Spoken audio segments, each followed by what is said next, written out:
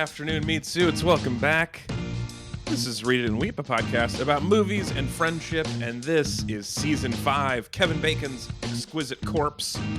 We're just a pride of podcasters playing a very long movie-watching game, and I am your king. I am Alex Falcone, recording today from North Koreatown, Los Angeles, and I'm joined today...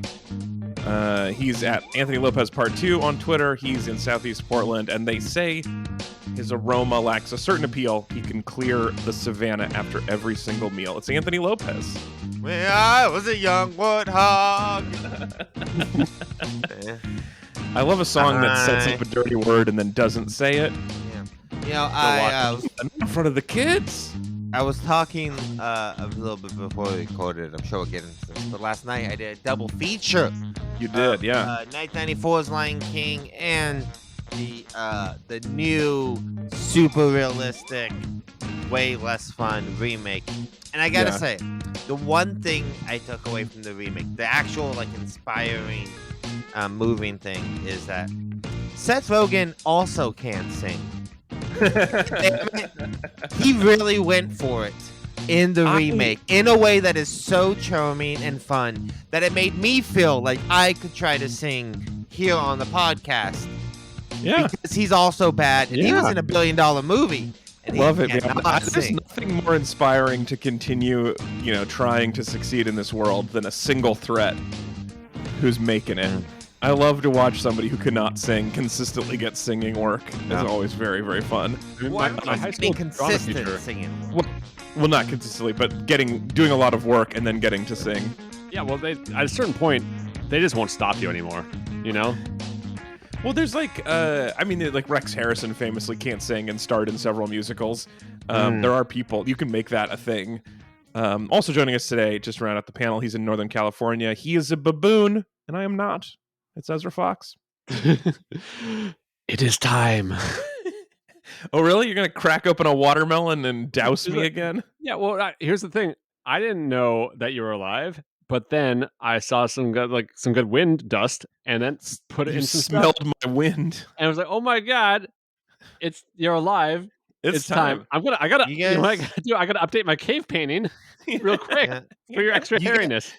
You guys are making a joke about that scene, but after you see, if you ever see what they do in the remake for that, you will never joke about that decision again. That sequence, which is literally just a simple cross dissolve, right? Simba sits down in one place, dust goes up, cross dissolve to a dust in somewhere else. Rafiki finds it. Simba's alive, right? Really, really simple, clean, easy storytelling.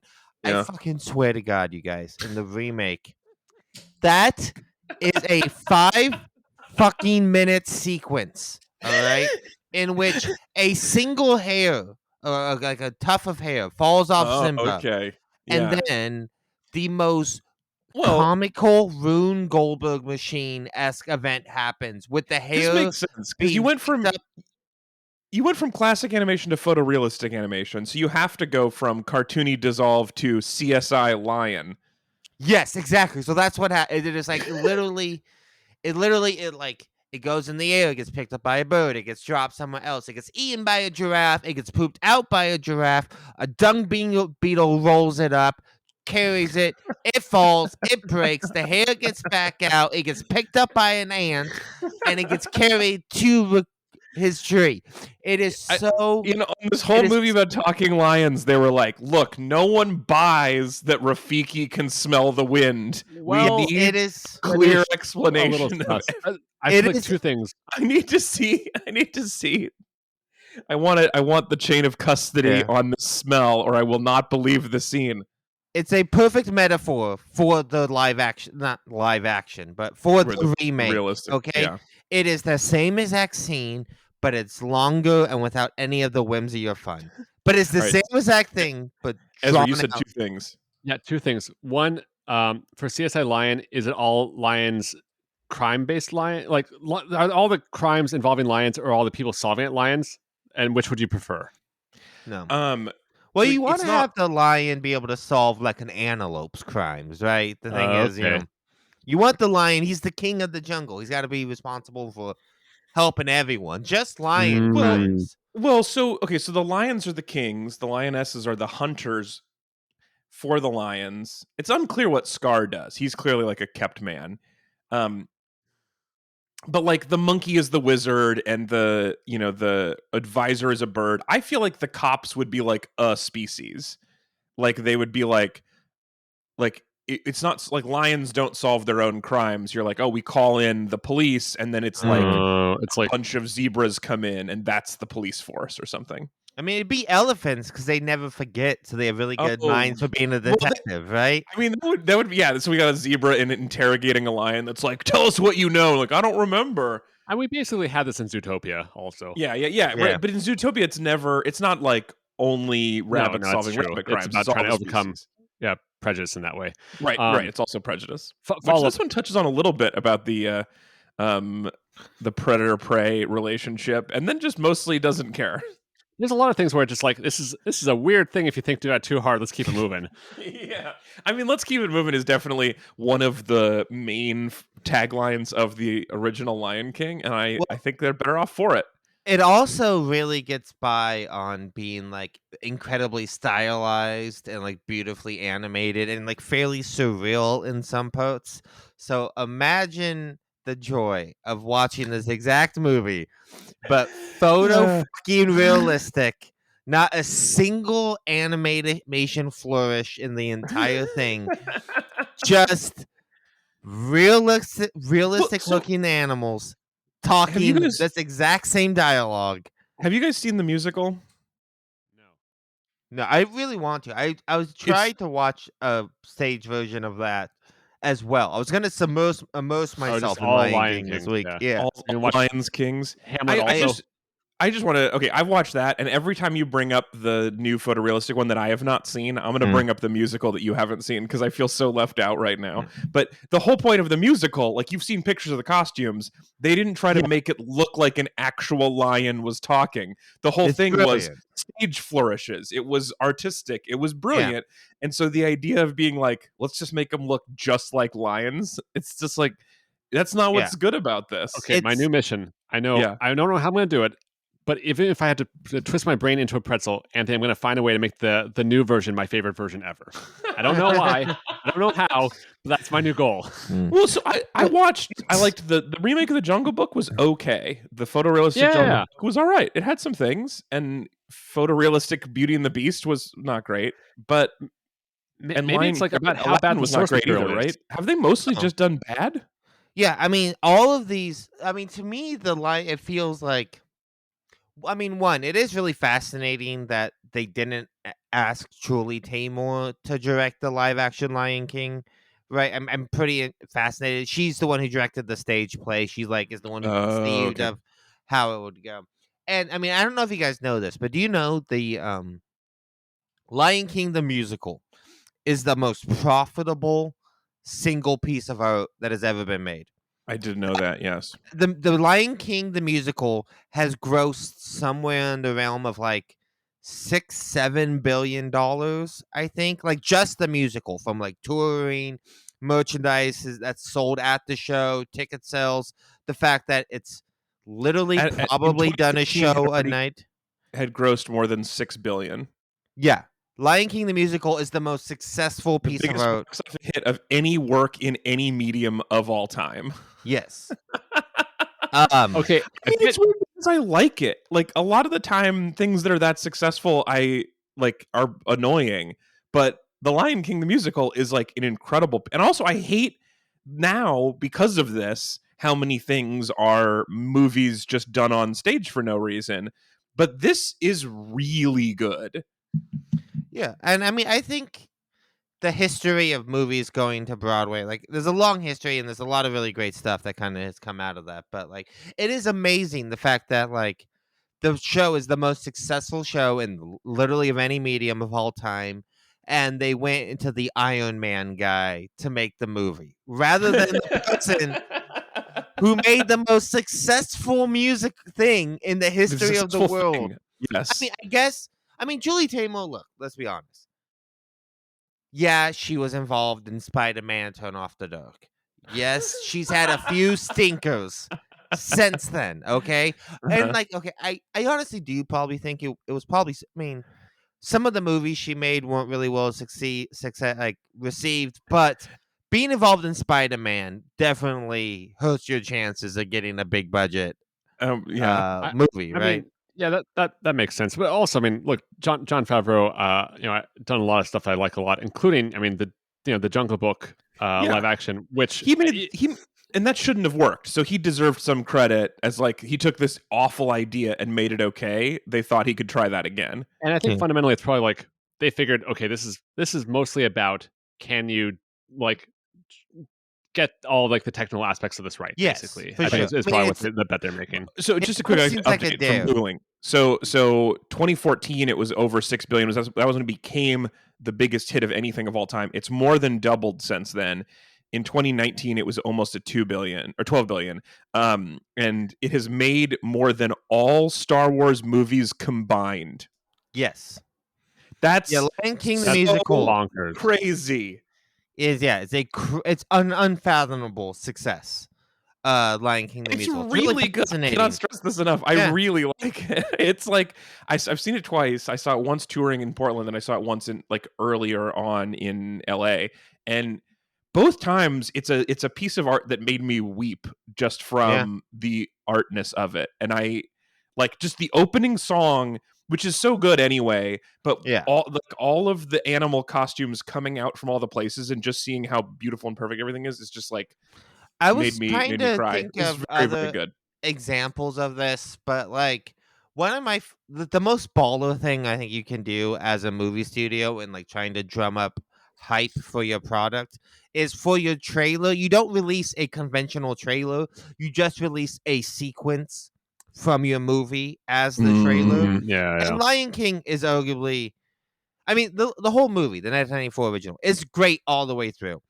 It is one of those few movies that peaks in the first 4 minutes, but is also pretty good all the way through. I mean, the opening sequence, like Raiders of the Ark kind of scene. Yeah. I mean, the opening of Lion King, it was the trailer. I don't know if you guys remember that. That was the only main trailer they released was just the opening scene.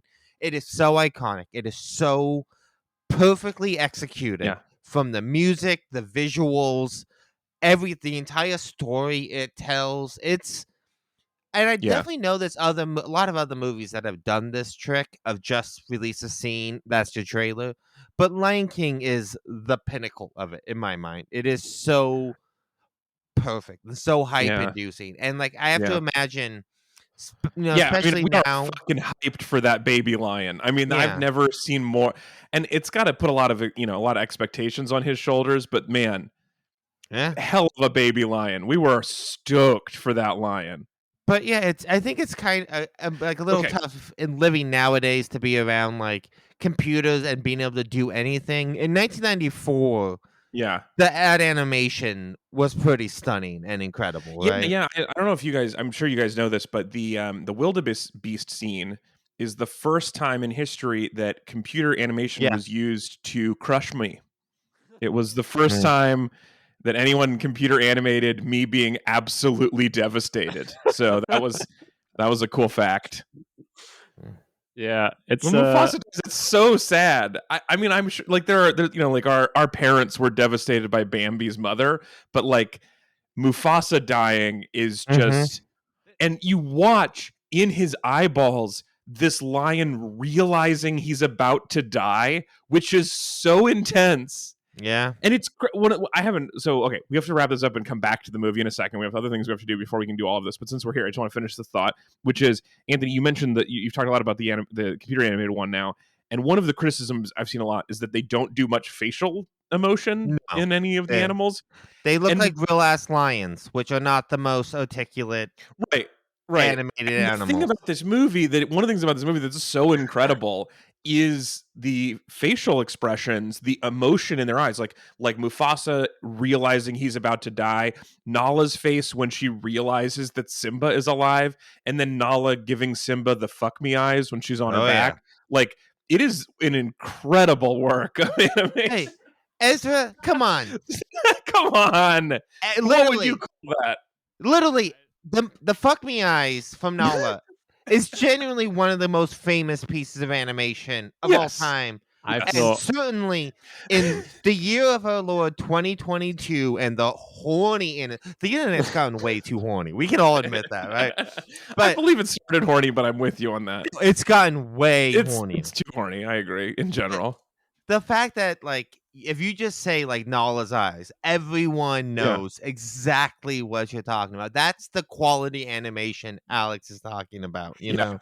And to not have the eyes make actually also Ezra to have done this like this CG movie did not make me want to have sex with a lion. This is not good. No, I don't want to have sex with Nala. I want Simba to have sex with Nala. Okay. Yeah. For her, that's what she wants. Okay. I want them both to have that. Ezra, I just want to say, for having done this show for like 35 years now, it's weird that you still just shake your head instead of respond. You still just like, if I don't speak, I can kill this riff. I mean, I could definitely nudge it. I feel comfortable. I can add some gravity. I want someone in the background to know that if Ezra's not saying it, he might not be loving this. Okay, we have a couple more bits. We have to get to a couple bits before we come back to the movie, which we will. I'm very excited to finish talking about this. First, Hunter's not here this week. You may have noticed. Hunter is away. Also, if you want to see Ezra shake his head whenever something gets gross, and you want to see Ezra's third background in 3 weeks, we're getting a tour of his house walls one at a time. You can also watch the show on YouTube, youtube.com/AlexFalcone, where you can also see the video about We Live in the Future that I talked about last week. You can also see there or on TikTok or on Instagram the first of our teeny tiny grant results was posted today. So if you want to see 3 of our first grant recipients, those are all available. As you remember, Ezra and I wrote a book for this podcast. Surprisingly, 6 years later, it went viral and sold a bunch. And so we used part of the profits to give away to people to make other people's days in chunks of exactly $11.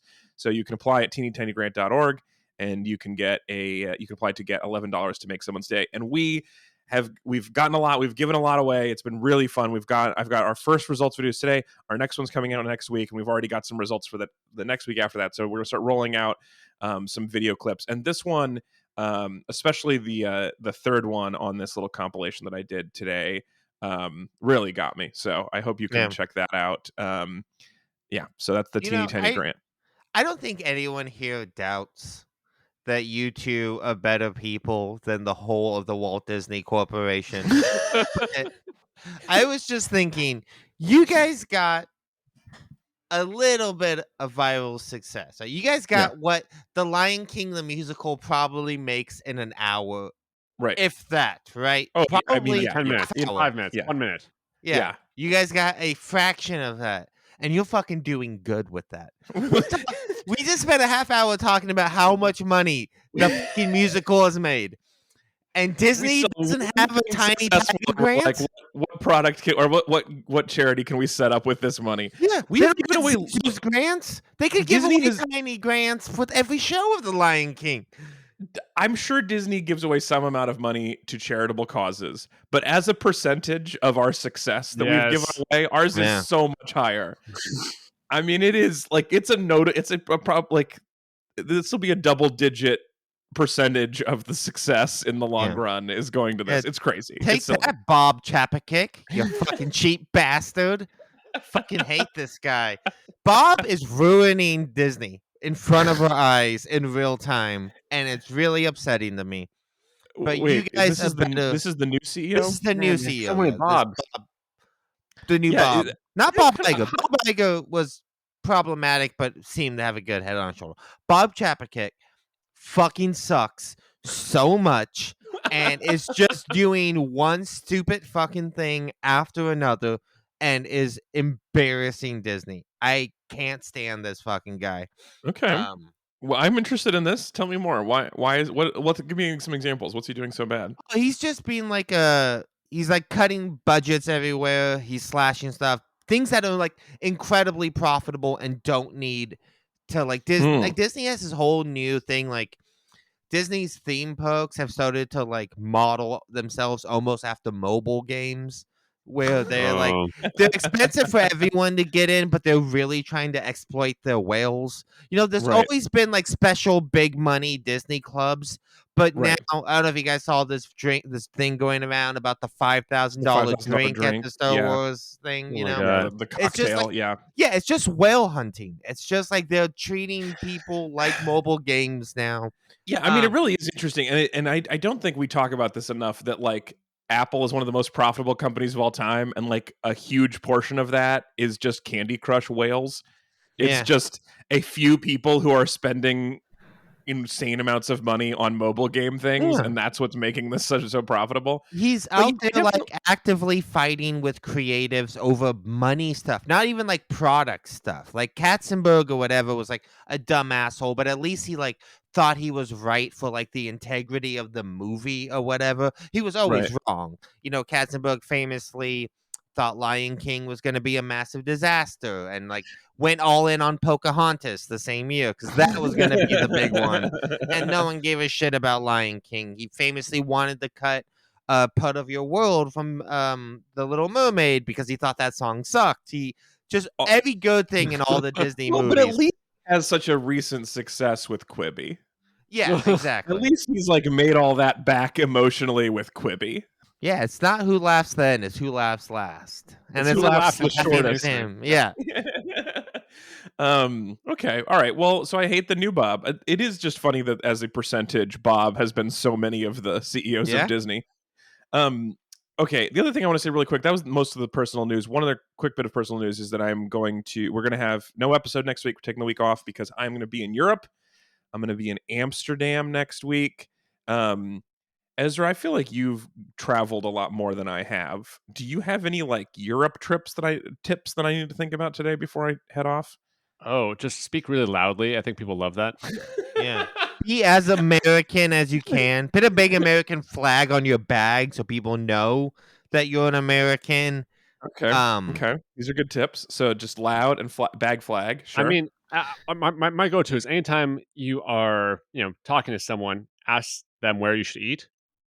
Just everybody all the time. Every single person, because like, it is a thing you'll have to do fairly often, as a human, I'm assuming. Uh-huh. And then make fun of the portions when you do eat. Really, just be like, that's it. I'm definitely a normal human, Ezra. I eat 6 to 12 times a day. And very little, electricity. Absolutely. Mostly, as a percentage. Yeah, it's mostly not batteries. It's mostly food. I swear, almost no lubricant in my eye holes.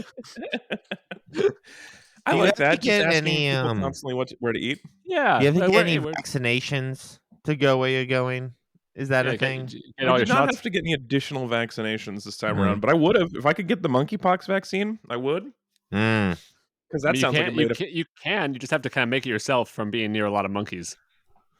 That could work. Work. Just get a lot of monkey rubbins. Yeah, a lot of monkey rubbins. Also a travel tip. How are you on monkey? I mean, like if you have, I check your credit cards. If you have any cards that don't charge the foreign transaction fees, like use that primarily. I like to, instead of like exchanging beforehand, I just like to take cash out. From an ATM if if it doesn't charge me for that. Other than that, that's pretty good. Bring snacks. That's pretty good. Yeah. Bring a bunch of USA DVDs and then complain how the DVD players won't play your stuff. Just be really, I'm trying to watch my fucking Batman Begins DVD and your DVD player won't take it. All right. So I've heard that I have to bring a plug adapter, but I should also bring regionally specific DVDs. That's pretty fun. Yeah. What about a bunch of like, can you get one of those jackets that has like all like the sort of like compartments and just like have like all your sunglasses in there and just open up where like you kind of like just like selling your wares on the street. A lot of sunglass pockets. Yeah. Genuine Ray-Bans. Anyone? Right. These are pretty good advice. I like all of this. All right. Yeah. That's the first half of the game. That's the news. Let's wrap up and let's go back to Lion King. I think that's what we're really here for. Mm-hmm. Hell yeah.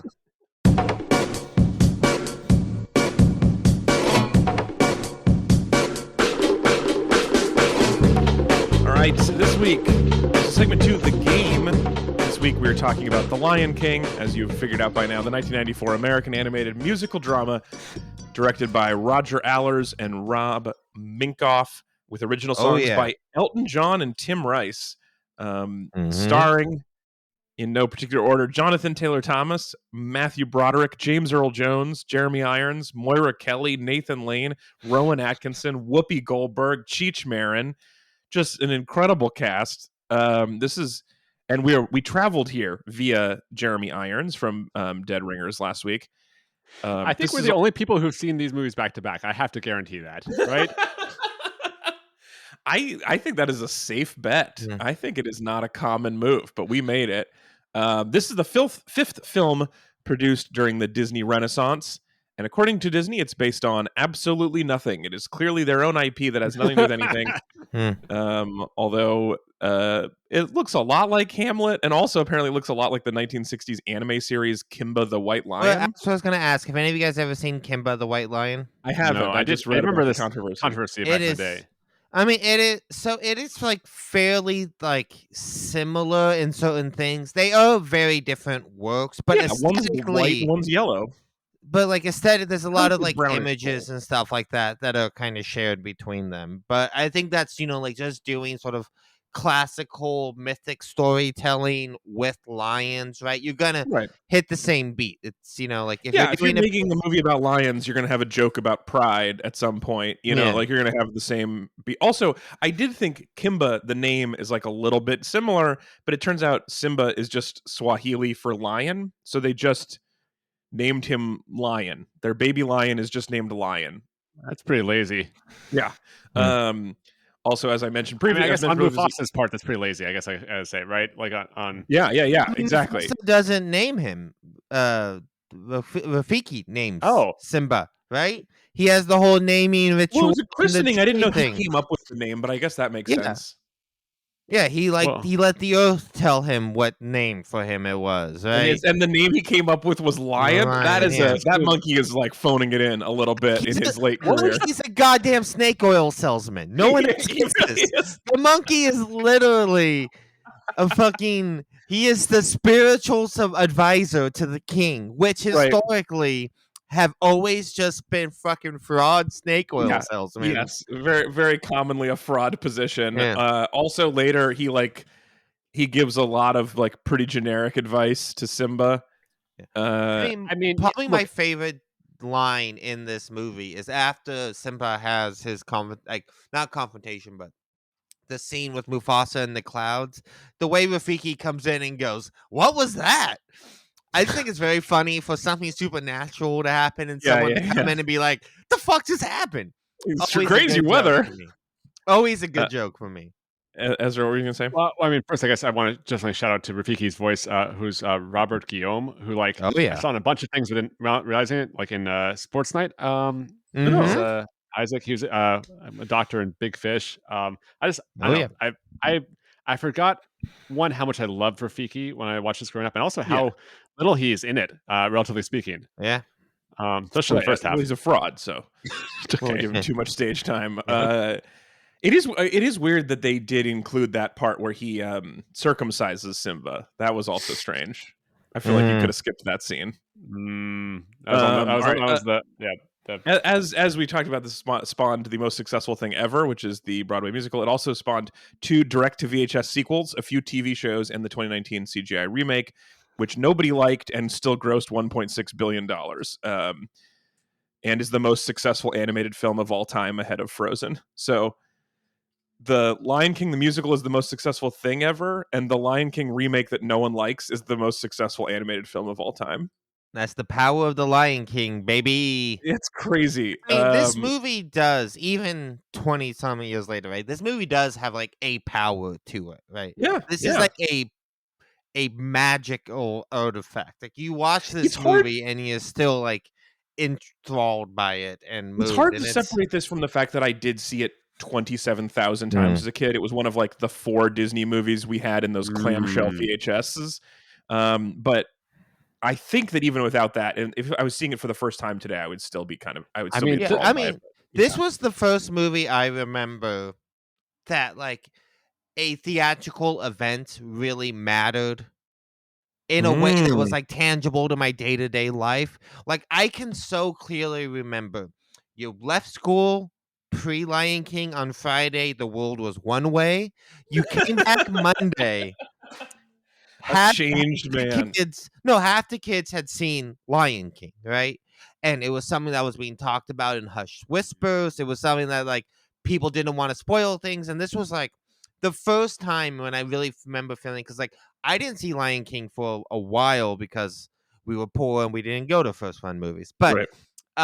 it was the first movie I remember really being like, this was like had a cultural impact. Like it just entered the lexicon immediately. People were saying jokes from it. People were referencing it. Yeah, in a way I hadn't experienced before, you know? Yeah. It's okay. So for those of you who have not seen it, or you haven't seen it in a little while, allow me to summarize with my patented 5-point micro summary. This is The Lion King, 1994. Things are going great in the jungle monarchy. Everything is flourishing, and the King Mufasa and Queen Sarabi have just birthed an heir that will one day take over the Pride Lands, and they allow a monkey to name him Simba, which is just lion in Swahili, and is also Disney for Hamlet. But there's trouble a-brewing because the king's brother, who from his looks is probably from a different mom, is soups jealous that he doesn't get to be king, and also probably a little annoyed that the firstborn son got the cool name Mufasa and he got named Scar, which is pretty... What was his first name? Because that couldn't have been it, right? Like, I feel like the odds are this monkey was like second kid, call him Scar, got places to be. Like, gotta go. Yeah, Scar. Take it. No. Okay, great. It's Scar. Maybe it's like something cool and then quotes Scar, quotes lion or whatever his full name is. But it definitely, Scar is just not. That's not going to be the hero of a story. There's no way. Scarface? He was a good guy, right? Everyone loved him. Yeah. I mean, yes, definitely. He has a big old scar. So, it's a real chicken or the egg thing. Which one came first, you know? Oh, right. Like where it's like someone's last name is medicine and they go into being a doctor and you're like, wait, well, was it because you're named that? Yeah. I mean, Elbow Tufts also would have been a good name for him, I feel like. Yeah. Also, Gaunt, I thought maybe. He was a skinny lion. Yeah. Yeah, Scraggly the lion. I mean, I would have called him like, hey, there's a sandwich in the fridge, the lion, because that guy needs some pounds. Anyway, so Scar is all pissed off about his name and being second in line and, being skinny, all that stuff. Yeah, and so it really seems like the animators were trying to express a certain something with his movements. I can't quite put my finger on it.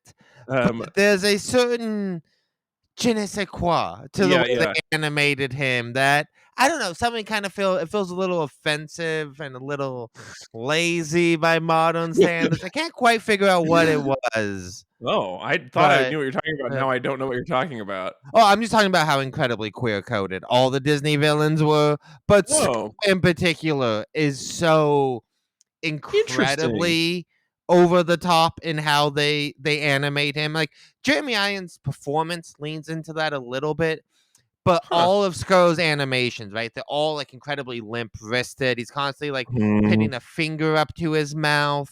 The way he like slinks around, like all the main Disney villains, like from like Ursula, Jafar, and Aladdin is very queer coded. Scar is incredibly over the top in terms of so that's how they animated. One of the things I wanted to talk about later was about how all these villains kind of rule, and so now I'm very confused. I mean, like obviously Scar's not like a good guy, but like the song is the best song in the movie, and Ursula's song is the best song in that movie. Yeah. The villains are great. I've forgotten how. I mean, they're great villains. I'm not saying it's bad. I'm just saying it's a very tired trope, and Disney used it a lot in the 90s. And it's a way that I think it's kind of like sort of had the opposite effect of what they did. I mean, my biggest problem with Scar is like I had forgotten how much of just like straight like all of Be Prepared turns into like Triumph of the Will. Yeah. Like it's really obvious. Yeah, I was intentional Nazi imagery. Yeah. Yes, and it is like so incredibly. I had forgotten how blatant all of that was in the movie. I mean, all of this is like this. I guess my main thought that I was thinking, like watching that song, was like, how did all of us not turn out more evil?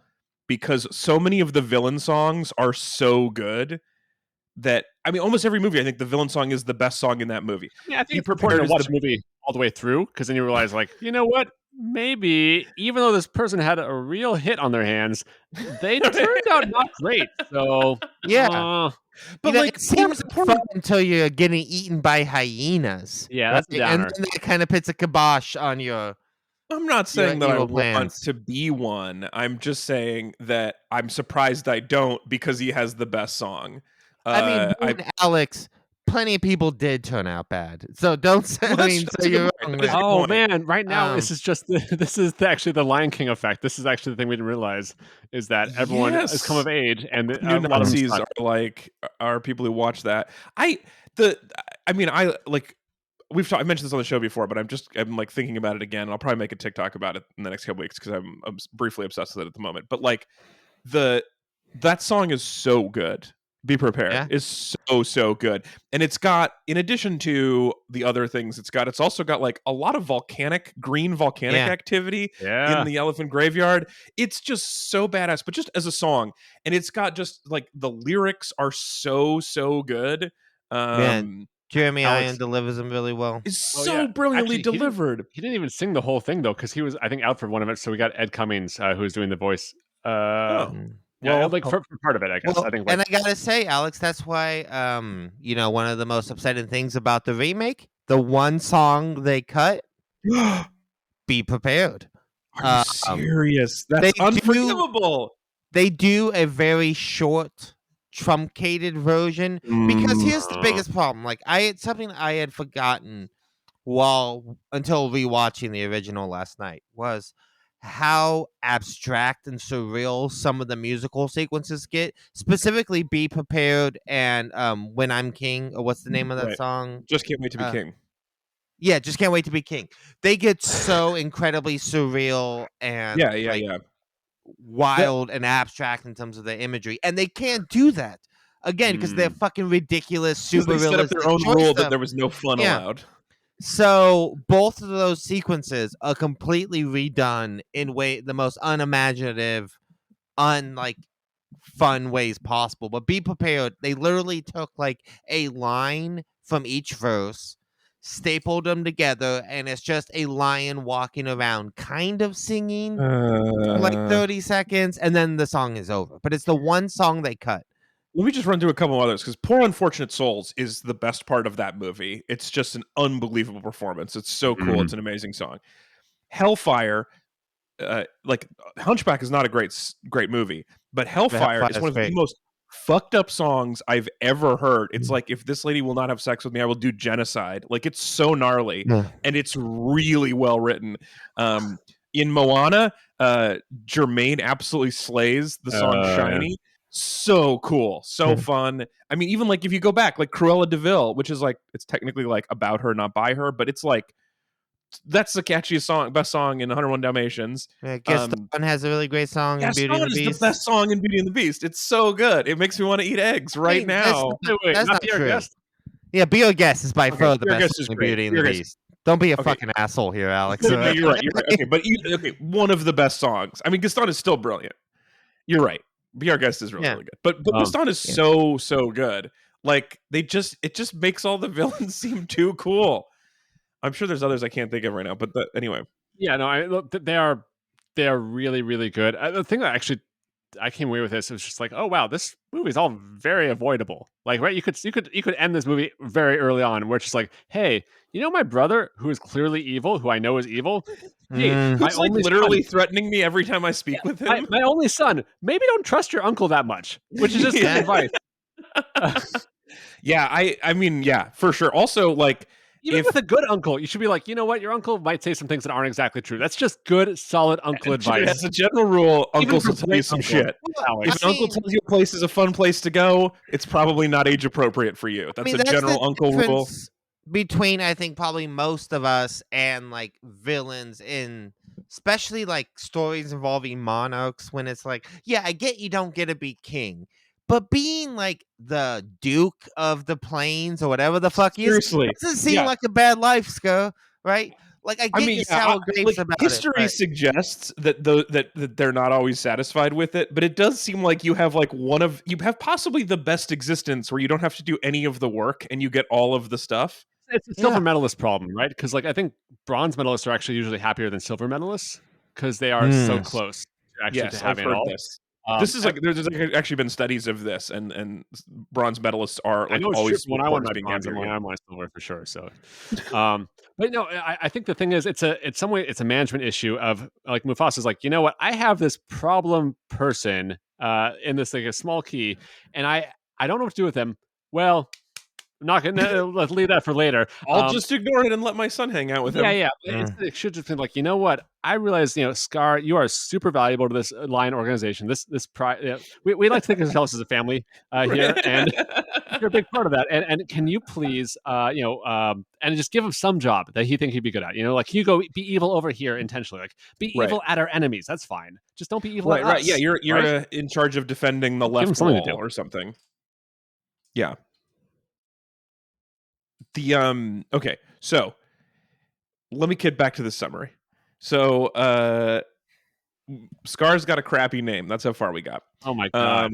So he's evil. So he murders the king and tells Simba it's his fault and to run away. And then he lets all the hyenas back into the Pride Lands. So baby Simba takes this very seriously, assumes he's done a murder. He runs and runs until he meets two friends, a wisecracking meerkat and a farty pig, who raise him to eat bugs and not give a fuck. While meanwhile, back home, Scar is such a bad manager that it stops raining. Alex, I just like the idea that like you have like a depressed kid and the like this like meerkat and pig are just like, boo, you know what's better? Not worrying about it. Have you tried not giving a shit? Eat this bug.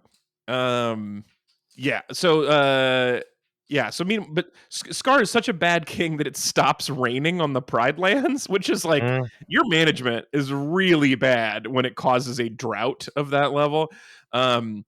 So he's back doing bad. Simba grows into a horny teenager, and then just in time, his childhood girlfriend shows up and gives him some very suggestive looks and cat nuzzling, which made Ezra uncomfortable, but is not quite enough to make Simba go back and take over his kingdom. But then a very funny baboon gives him a mild concussion and some water trickery. So he goes, fine, I'll go back. And he decides to go back.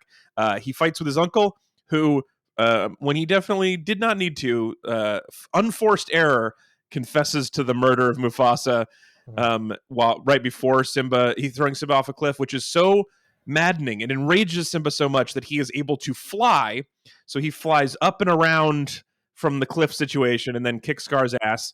And then and he takes back over the kingdom, and his goodness is so powerful it immediately starts raining again. Yeah.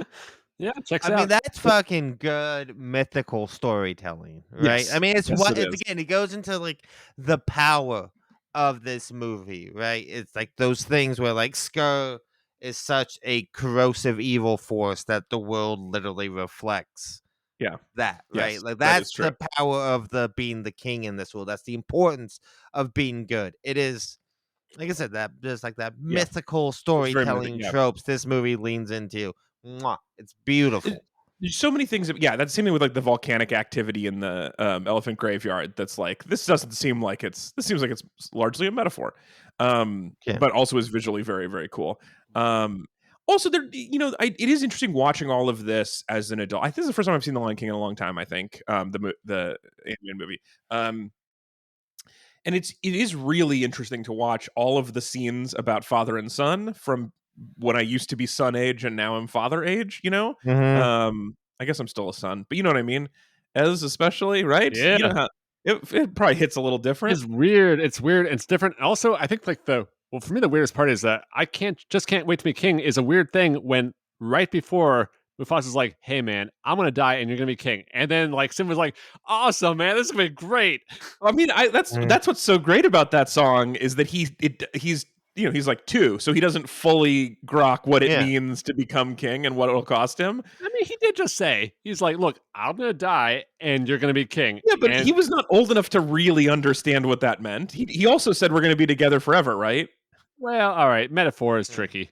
And well, also, like, he does say all this stuff about what he's going to do when he's king, and then Zazu, who's his babysitter for the day, the royal advisor, says, if this is where the monarchy is headed, count me out. Like, that, to a 2-year-old, that's what he says when a 2-year-old describes his kingdom. Also, well, it's okay. It's also what weird. a terrible bit of advice. He's out of Africa, which makes me think like, wait, what is Zazu's understanding of the world? Like, how does he know? like where is he? Like, that's a good point. Yeah. You guys got to remember that song is also a clever diversion tactic to get away from Zazu. So the whole thing is a song and dance, literally, to get him. So they can get away, right? So who knows how much they actually mean? I wish I had something funny to say about this, but the movie is very compact and it is just so like clear. 5 days that happen, basically. It's right. But also it's like, it's like whatever, 70 minutes, and it just 80 minutes, just burns right along. And that song is a diversion to get away from Zazu, but it's also a classic hopes and aspiration song. Yeah, exactly. So you get one song, which is in every Disney movie at this exact point in the movie. The character sings a song about in all musicals. You do, yeah. We used to call it a hopes and aspiration song, but it's like you clearly get across the character's goal, but in a fun way. That's also doing this other thing in the story that is that's also giving this secret while saying what he actually wants is showing us actually he doesn't understand that what he wants is going to destroy him. It's such a compact piece of writing that is also a terrific song and a really fun visual number. I mean, it works. I guess because maybe that is the impressive thing.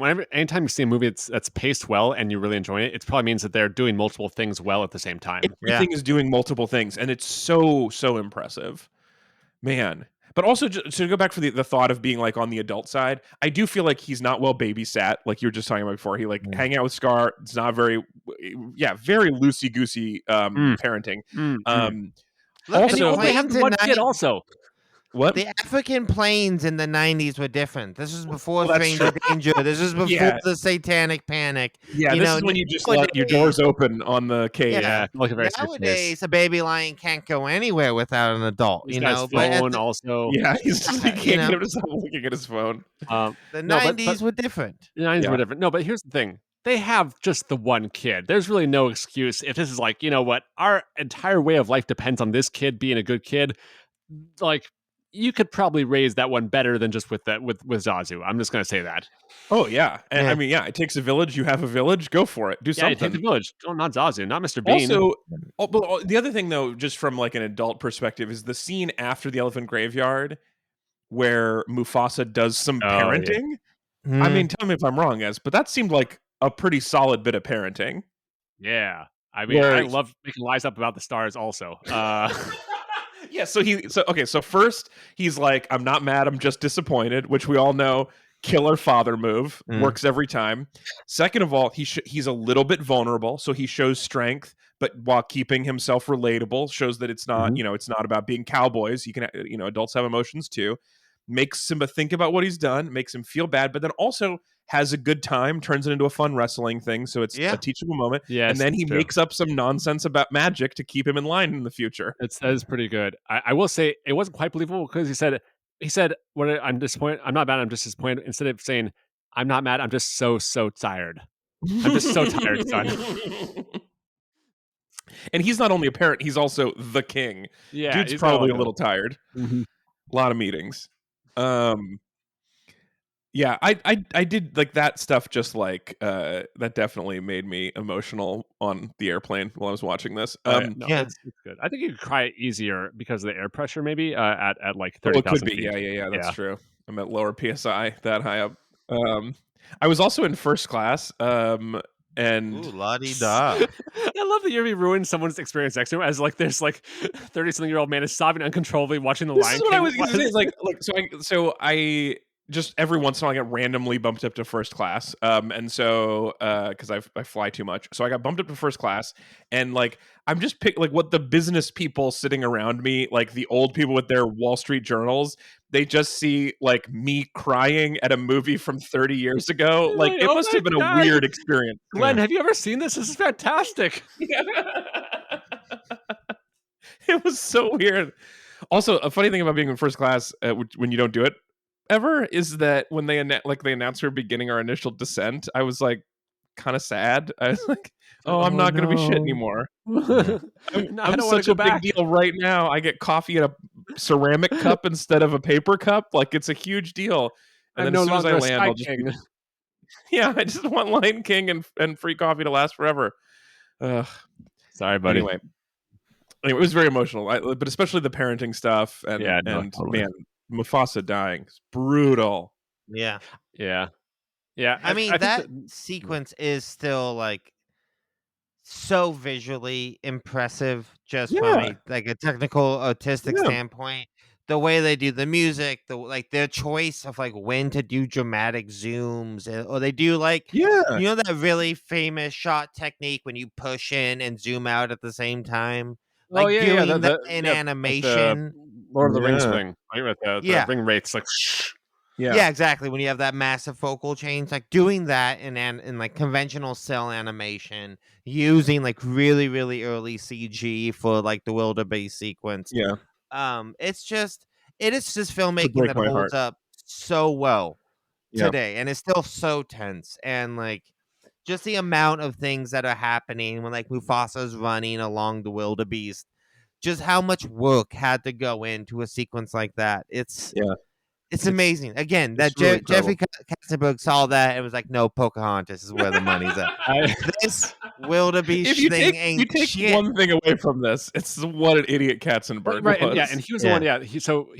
Elton John had to lobby him to get "Can You Feel Love Tonight" back in as well. Yeah. Well, look, I mean, as a kid, that was definitely my least favorite part. Was when it got all mushy. But as an adult, now what I love about that. What I love about that is not how horny it makes me for lions. What I love about that is that it's this beautiful song of them falling in love, along with his friends being like, well, he's got a girlfriend, we'll never see him again. And it's until there's another lion involved, and then we're out. Yeah, exactly. It's a really solid song. I mean, like the songs are so good. I mentioned this last week, a preview, but I really do. I really like the song about pig farting. But it is weird to have had. Matata? Did you just call Kuna Matata the song about pig fart? Tell me it's not. Tell me it's not.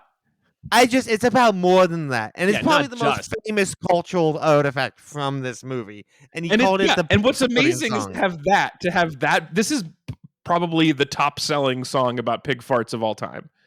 Top 5. I mean, he's also the point of the song. The club was also about. Okay. What's great is like we don't know why Timon is an outcast. We never hear about it, but we know that Pumbaa is an outcast from the warthog community. He lives outside in the mud, and he smells so bad when he toots that he's not allowed near it. He's been excised from the community. Yeah, wait, what is Timon's deal? We don't know. We have no idea. What crimes did he commit? He might be a real bad man. He's just a nihilist. Killed a lot of people. I mean, like, it's crazy to have such a catchy, successful song about pig farts, and also, why is farting so bad for the warthog community? It is that smelly. It is that intensely smelly. What was he eating? I mean, he must be sick. This must have been a medical thing. The one thing I will give the remake is I do think Timon and Pumbaa are the best thing about the remake. Played by Seth Rogen and Billy Eichner. Eichner, is that how you pronounce it? Billy on the Street. Yeah, Billy on the Street. Billy Eichner. They are legitimately fantastic in the movie. I'm not a huge fan of like a very realistic warthog and what is Timon again? Meerkat. Super realistic meerkat. I like the most. Is he amazing? No, he's a meerkat. Yeah, but he is like. They are really funny. They add a lot of fresh new jokes to it that actually work, unlike all the other new jokes they try to add. But in this one, I mean, it's the reason why I think Timon and Pumbaa. I imagine they're the best part of the live show. They're the best part of the movie. They're the reason why they kind of went on to get like so many spin-offs and sequels that are very centric and like centered around them. They just really work as characters. I love movies that have characters that show up at like the halfway point, and like really kind of change the tone of the movie and where the story goes. It's great. I've heard. I think this like maybe like I don't know if it's the right term, but it's like a rocket. It's like a rocket ship character basically who just like launches the plot trajectory. Like when it's about to lag, it's like boom, and we're up again. Yeah. I love that's great. That's great. All right, we should wrap up on this. We've already talked longer than the movie, probably. This is probably the most iconic moments per minute. I think is probably like among the highest I can think about, right? Where it's like the things that are seared into your brain for how short this actually movie is. This is like a lot of really like, oh man, I remember this so deeply, and this felt like it was so impactful. There's a lot of that in a very short amount of time. Yeah, it really is incredible. Also, the movie, like the writing credits, there's like 27 writers credited, which is insane. Like, there's no way this should have worked. There's like screenplay by 3 people, but the story by is like a whole company. I mean, it really feels like it should not work. I mean, that is kind of how all of Disney's movies are made, right? Especially old cell animated movies. It's such a collaborative process, right? They are, you get up the entire movie on storyboards first before you even start to animate frames for it. So there's a lot of like rearranging the storyboards, throwing out whole sequences, doing new ones, right? You see these great behind the scenes footage of a bunch of like writers and creators in a room just literally going frame by frame or like sequence by sequence, designing them for maximum potency, right? So like that's where you get a lot of these things, and then you get great comedic talent like Nathan Lane and Matthew Broderick and people who can kind of like add a lot of stuff just during the process of recording that gets added in. It's the big collaborative the system project really, really worked for a few years. And then occasionally after that, like 1 out of 4. But there was a few years where the run, I mean, this was such an incredible run.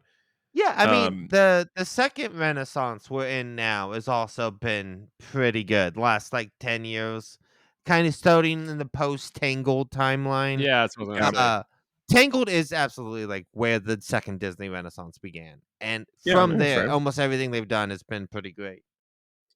I mean, so according to the Wikipedia, the first Renaissance is Little Mermaid, Rescuers Down Under, Beauty and the Beast, Aladdin, Lion King, Pocahontas, Hunchback, Hercules, Mulan, Tarzan. And not all of those are great. I mean, in addition to Pocahontas being a piece of shit, Hunchback is okay. Hercules is okay. Tarzan is not great. No, I mean Hercules. There's some cool elements. Hercules is great. Mulan is great. But great, I would say Hercules is kind of the beginning of the. I mean, and then where's like Treasure Planet? Because that is like kind of what officially kills the Disney Renaissance, right? Well, that and Toy Story coming out, killing 2D animation just in general, right? Right. Yeah. That's true. That is true. Super interesting. Okay. Well, so let's. The last thing we have to do on The Lion King, our final order of business, we have to decide. Where does this rank on the master list of the greatest films of all time of season 5? Top 5? What's top 5 for us now? Top 5: The Third Man, Edge of Tomorrow, Eternal Sunshine, One Flew Over the Cuckoo's Nest, The Good, the Bad, and the Ugly. I am going to start things off. Give me 6 through 10 real fast. I'm okay, but for the record, number 1. All right, 6 through 10. Batman, Unforgiven, Apollo 13. The best movie of all time, Michael Clayton, and Out of Sight. I have to also say number 1. I think I don't know if it deserves it, but like I don't know where else I can put it. I thought The Third Man was brilliant. It is hard for me to say The Third Man is better than The Lion King, but we're back to that same problem we have with Apollo 13, which is one of the best movies of all time, which is that you take Lion King for granted.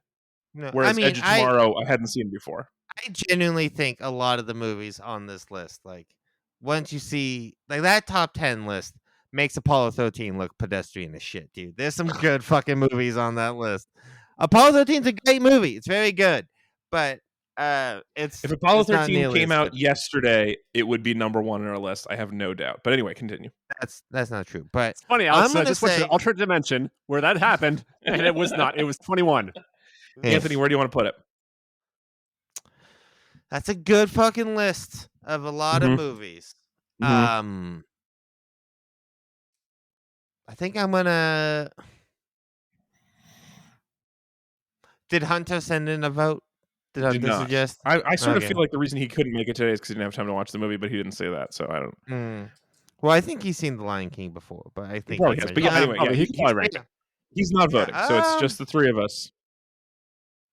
I'm gonna go. Give me that 5 through 10 one more time.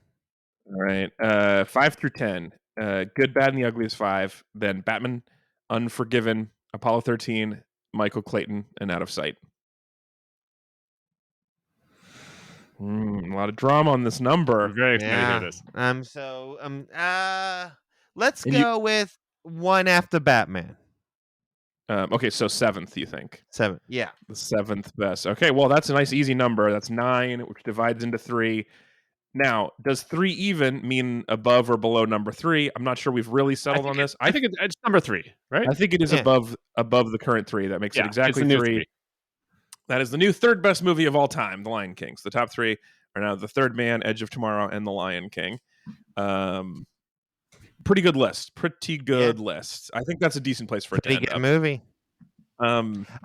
So I was talking to I want to get you guys' opinions on this last night, especially you as someone who has kids. Yeah.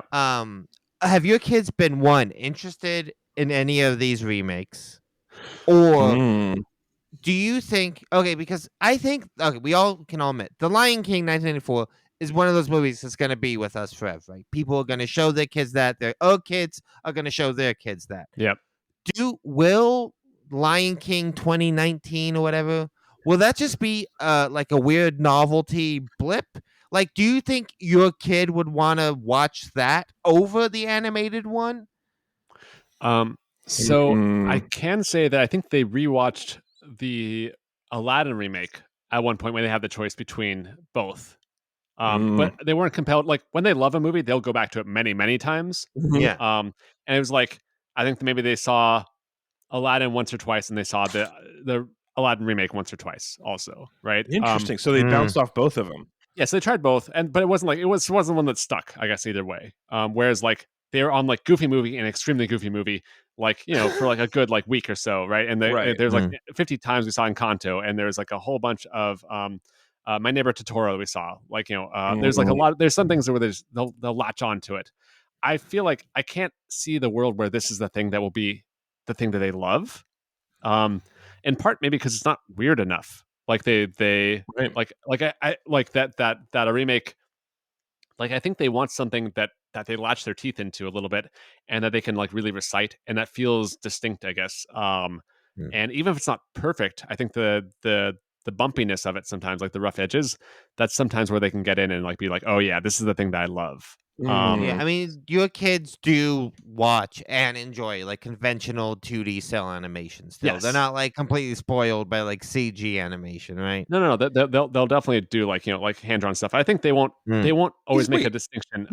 Who's doing hand drawn new stuff? Nobody, right? It's all CG 2D, right? Yeah, I right. mean, so I guess I should say a lot of the shows Studio Ghibli still does 2D animation, yeah. But isn't Studio Ghibli's new 2D not hand drawn? Isn't it CG now? I mean, I think it's like it's being done on like Wacom's, right, with like tablets and stuff like that. But I think it is still a similar-esque process to like the way 2D conventional cell animation was done, right? But even if you animate something on a Wacom tablet, it's then going to be, the computer's going to do the in-between cells. Right. Like it'll look a little cleaner than it should otherwise. Yeah. I mean, I guess I'll say, yeah. So I think that they could still do hand drawn for sure. I think there's definitely a lot of 2D things they still watch, but mostly it's because there's a lot, in my opinion, there's a lot of still very good like 2D, like digital, but 2D like TV shows that they'd be watching, right? Whereas like the 3D TV shows can look a lot worse on the whole. And I would usually like get them away from like say like the Paw Patrols and such, because it looks like hot garbage and I hate it. Yeah. But they're watching Big City Greens, which was a lot of fun. And like Gravity Falls, and that's like 2D stuff. So like, or it's like maybe 2D with some extra elements, I guess is maybe how I'd say. I mean, the new one for me, it's like I will admit, like it is so visually impressive. The fact, like, knowing all of this was made in the computer, how close to photorealism it looks, and like there is something to that. There are like scenes in the new one that look so like just impressive from a technical thing, but so much is lost in having expressive characters and the rules of animation and what you can show with animation. Like, yeah, it's like the planes don't look as impressive, but they are so much more emotionally moving in the original, even if they're simpler. And even if it's just it's a, look, I can watch the original Lion King and I know that is a still painting, and then they're moving cutout characters around essentially on the painting to make that happen.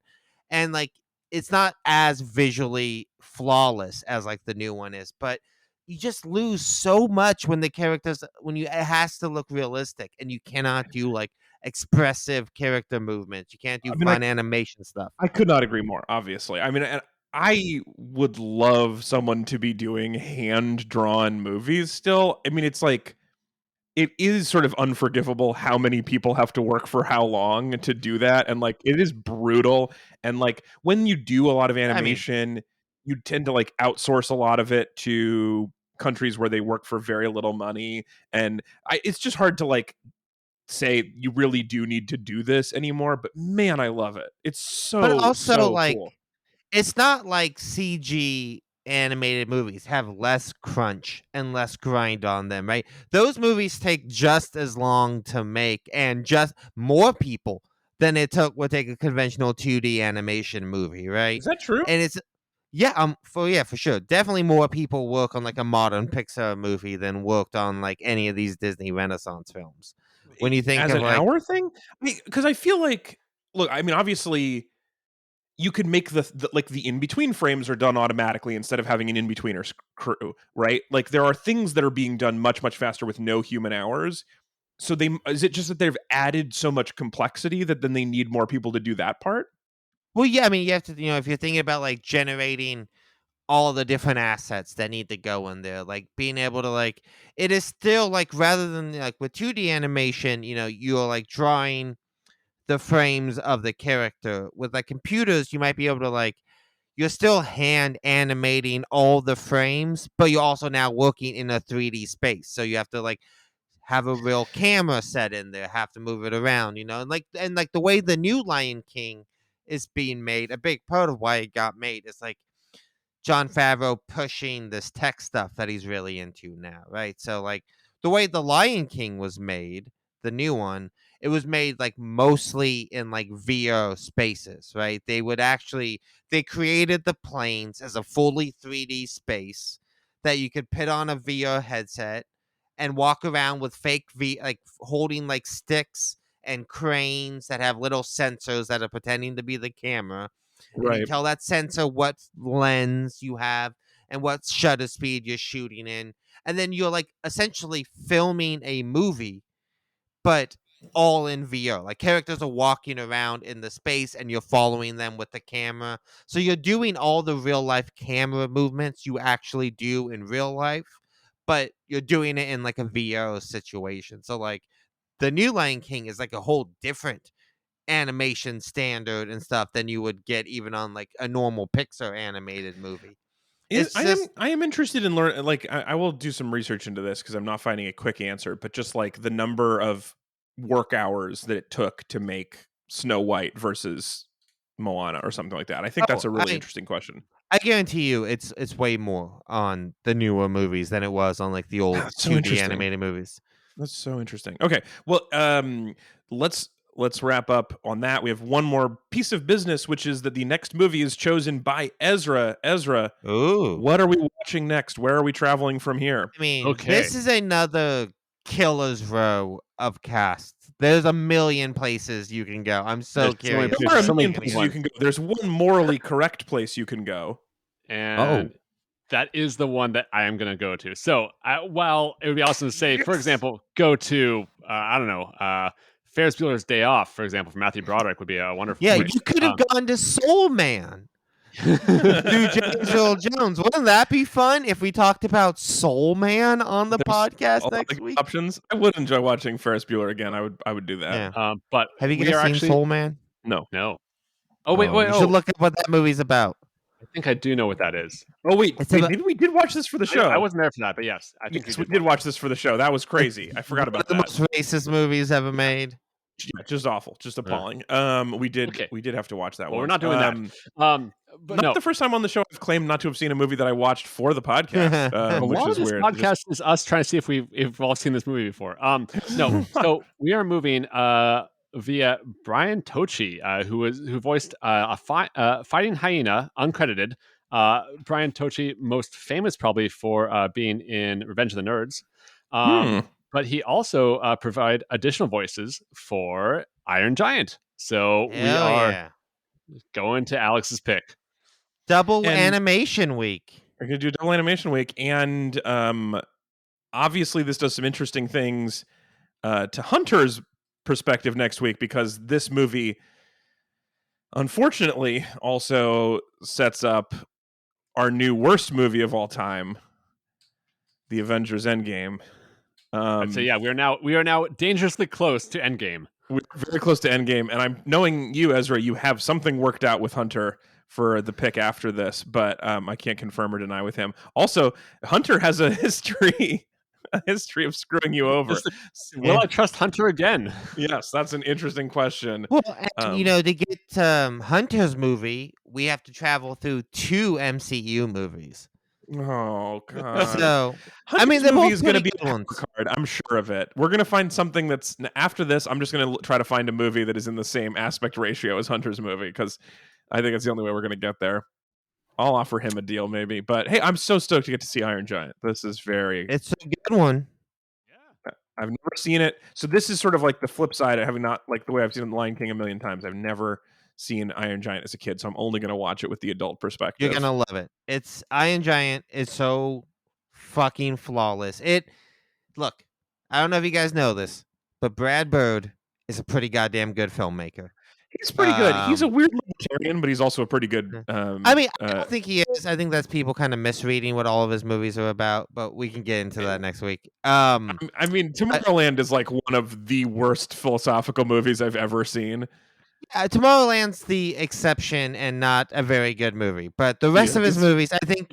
Yes, he's a lot of great work. I don't think. So the thing is, I think people misunderstand him as like an objectivist, and what he really is a genuine child prodigy. I don't know if you know about Brad Bird's history and how he got into animation. Super fascinating guy. Can't wait to hear about all of this next week. A animation wonderkin from a very, very young age.